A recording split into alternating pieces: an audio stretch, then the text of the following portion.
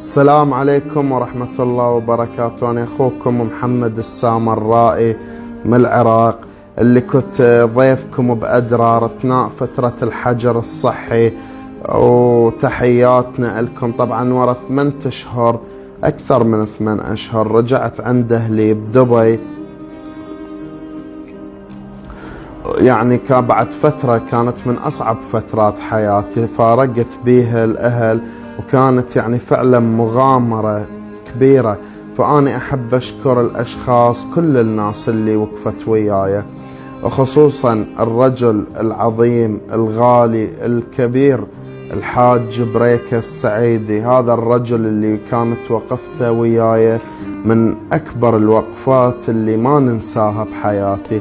هذا الرجل اللي مد لي يد العون وأنا بأمس الحاجة وقتها، كنت بعد ما انحصرت بسبب فيروس كورونا، وهو الرجل اللي سكنني طوال 8 أشهر عنده، وآواني، وكان أكلي وشربي، وكنت يعني قمة السعادة، قمة الدلال اللي دللني يا الحجي.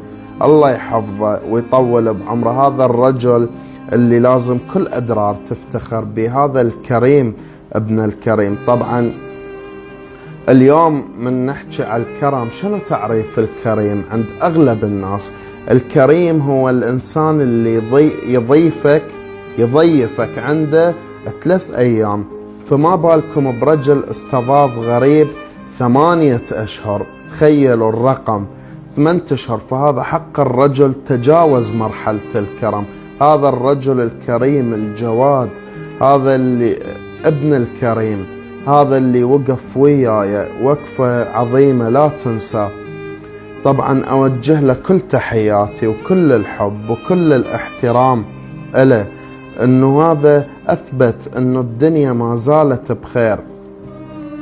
الحاج بريكة طبعا مدير هوتيل تيمي، كان دائما يعني واقف وياي، ودائما من يشوفني زعلان، يشوفني مشتاق لأهلي، يقول لي لا تزعل ولا تحزن، انت راكعة خاوتك وما راح ينقصك شيء طول ما انت عدنا، واحنا كلنا بخدمتك. الله يعزك. والله انت وقفت وياي، كنت الي اب، كنت الي مثل الاب، بمقام الاب. طبعا دائما أنا أشتاق للحج من أول ما رجعت. يعني أنا الوالد الله يرحمه توفى وعمري 3 سنوات، ولكن نسيت أني يتيم طيلة هذه الفترة اللي كنت بيها عند الحج. كان إلي مثل الأب. الله يحفظه ويعزه ويرزقه من حيث لا يحتسب. هذا الرجل اللي كانت بأمواله نصيب للأيتام وللفقراء وللمساكين وعابرين السبيل وطلبة العلم، دائما كانت يده ممدودة، دائما كان يخدم الناس المحتاجة، وحتى خدمته كانت للمجتمع، خدم مجتمعه.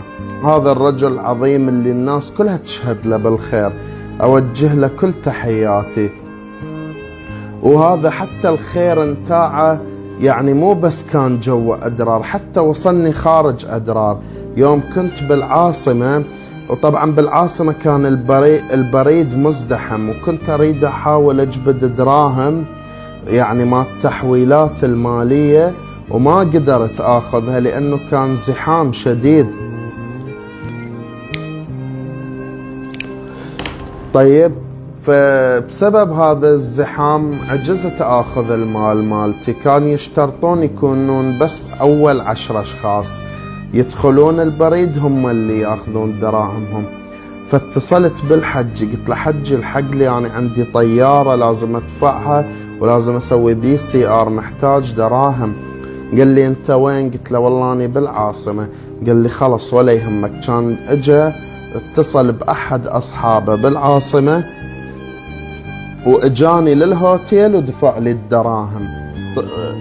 وهذه كانت يعني وقفة يعني كلش خارقة، بحيث من أحكي ويا الأصحاب ويا الأهل ما يصدقون، يقولون معقولة الدنيا لا زالت بخير؟ قلت لهم اي والله. قلت لهم حتى أنا كنت يعني أشك بهالمقولة، بس من شفت الحج بريكة اكتشفت لا والله إنه الدنيا فعلا ما زالت بخير. طبعا أيضا أريد أوجه تحية المدينة غالية على قلبي اللي هي مدينة أولف، اللي ما صار لي شرف زيارتها ولكن غمرتني بخيرها عن طريق أولادها، وخصوصا يعني نخص أيضا تمكتن اللي هي المدينة اللي أنجبت هذا الرجل العظيم. وأوجه تحية أيضا إلى أسرة هوتيل تيمي، الأخوة هشام ويونس وعبد القادر وسفيان وعبدو زين الدين، والأخوات أيضا العاملات والعم أبو جمعة، كلهم نوجه لهم تحية ونشكرهم على وقفتهم، اللي هذولا كانوا هم عائلتي طول هذه الفترة اللي أنا كنت محجور بيها في الجزائر.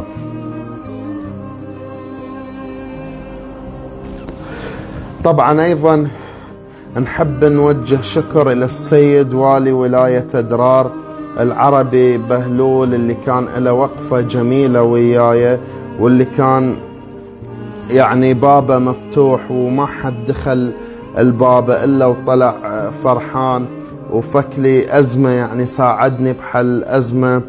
فيعني أحب أيضا أوجه له رسالة شكر من طريق هذا الفيديو، ونوجه شكر إلى أهالي أدرار اللي وقفوا وياي طول هالوقفة، ونوجه أيضا شكر للأخ عبد الحليم الجرفور وعبد الناصر الجرفور وكلهم يعني، وكل الناس اللي وقفت معايا طول هالفترة اللي كنت فيها بأدرار.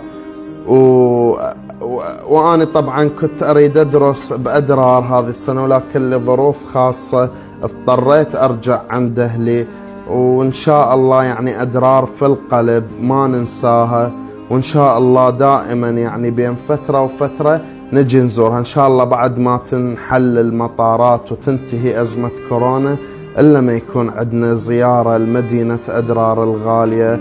وأهني مدينة أدرار وأهني أهالي أدرار إنه هم عندهم رجل عظيم يعيش عندهم اسمه الحاج بريكة، هذا الرجل الكريم، هذا الجواد اللي صاحب الوقفات الكبيرة، يعني هذا اللي بابه مفتوح للجميع. وأنا كنت طيل ل8 أشهر وشفت كل شيء، ما كان أحد يدخل عند الحجي وعنده حاجة ويطلع زعلان، حاجته مقضية تكون، لأنه رجل كريم، لأنه رجل يعني الكرم عنده كان حاجة من الخيال. ونوجه تحياتنا لكم ونسلم عليكم، وأنا طبعا اليوم أمامكم باسمي وباسم عائلتي باسم كل أصحابي ندعو الحاج بريكة السعيدي إلى أنه يزورنا في الإمارات، يعني وأبوابنا وبيوتنا كلها مفتوحة له، ويا هلا بي. ونقول لك أقول لك يا حجي لازم أول ما تنحل المطارات تجي عندنا زيارة، والأهل كلهم منتظريك يعني، وكلهم يريدون يعني يجازوك ويردوا لك ولو جزء بسيط من الجميل اللي سويته، وكلنا بانتظارك، ودبي ترحب بك بأي وقت تجي بيها. وتحياتنا لكم ومع السلامة، شكرا جزيلا.